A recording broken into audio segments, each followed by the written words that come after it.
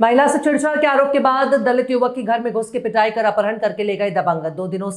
3 दिनों से युवक गायब था। परिवारजनों और SC/ST महासभा कलेक्ट्रेट पर बैठा धरने पर।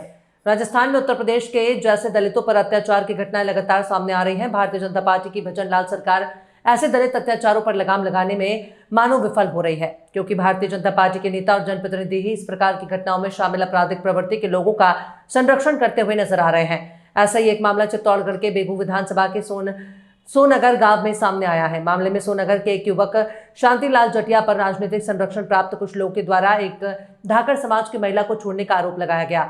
आरोप के आधार पर शांतिलाल जटिया को उसके घर में घुसकर बेरहमी से पीटा गया।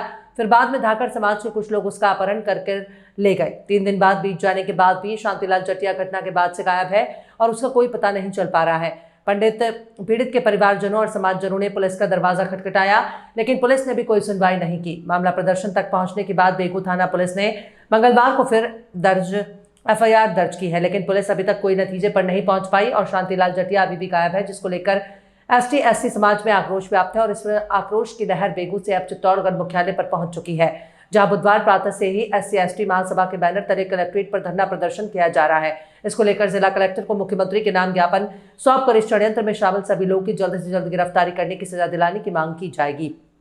पूरे मामले में परिवारजनों के द्वारा बेगू थाने में नामजद FIR दर्ज करवाई गई है। कानूनी कार्रवाई नहीं करे तो फिर हमें धरना प्रदर्शन करना पड़ता है। मामला ये है कि जो बेगू क्षेत्र थाना क्षेत्र के अंदर जो सोनगर गाँव है, वहाँ पर एक शांतिलाल जटिया है। उस शांतिलाल जटिया के ऊपर शंका के तौर पर गांव के ही धाकड़ समाज के लोगों ने शंका जाहिर करके उसके साथ मारपीट की। शंका ये है कि उनकी बहन बेटियों के साथ छेड़खानी।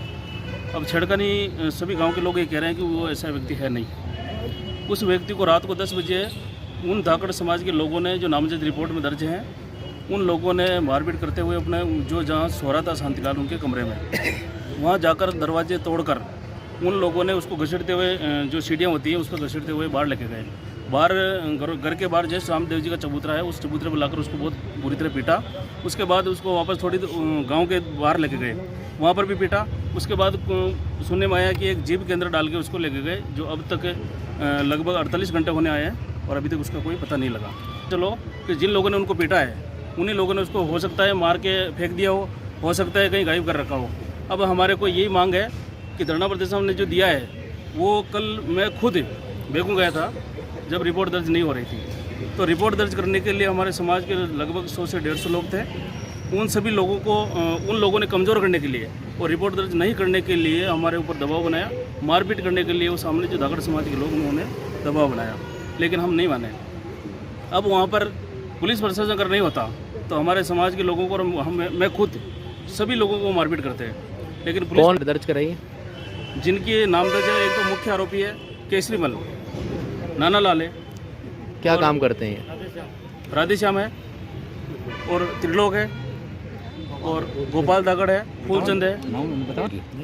इसकी नहीं कर रही, तलाश नहीं करी, तभी तो हम लोग यहाँ आए।